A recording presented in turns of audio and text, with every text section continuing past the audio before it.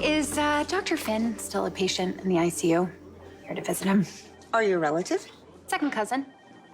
Once removed. You're not Dr. Finn's cousin. You're BrookLynn quartermaid. Cyrus Renault is a cousin on my mother's side, actually.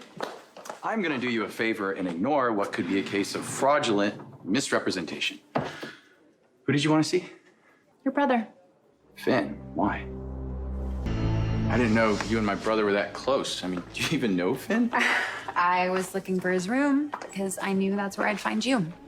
I wanted to see how you were doing. But since we're talking about your brother, how is he?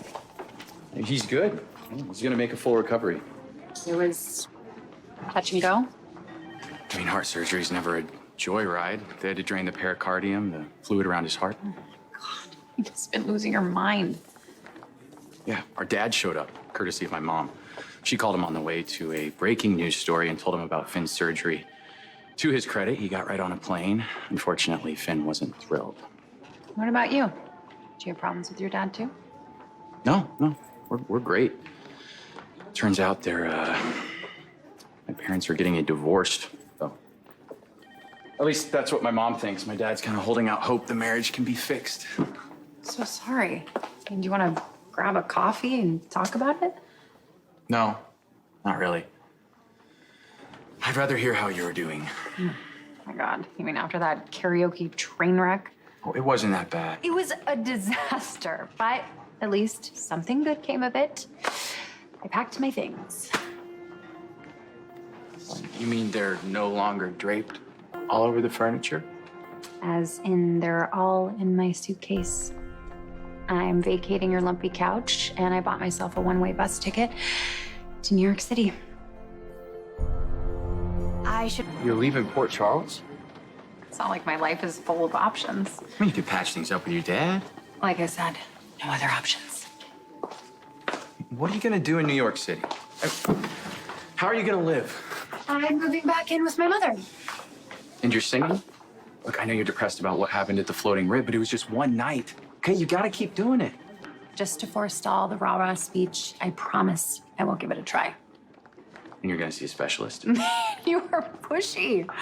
But yes, I will see a specialist if it makes you happy. You know what would make me really happy? Arresting me again?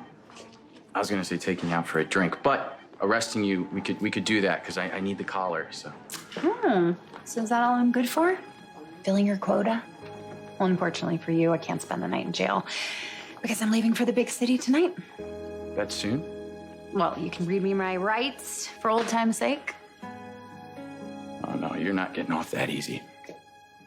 If you want to hear the Miranda again, you gotta stick around. What are you saying?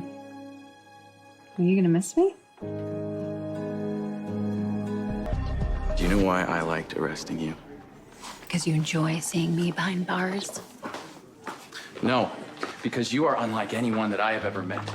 You are outrageous and impulsive, and I never knew what you were gonna do next. You made life interesting and fun, and I guess I liked having an excuse to have you in my orbit. Well, I think that was a compliment. Trust me, it was. Why should I believe you? How do I know you're not just saying that because you feel sorry for me?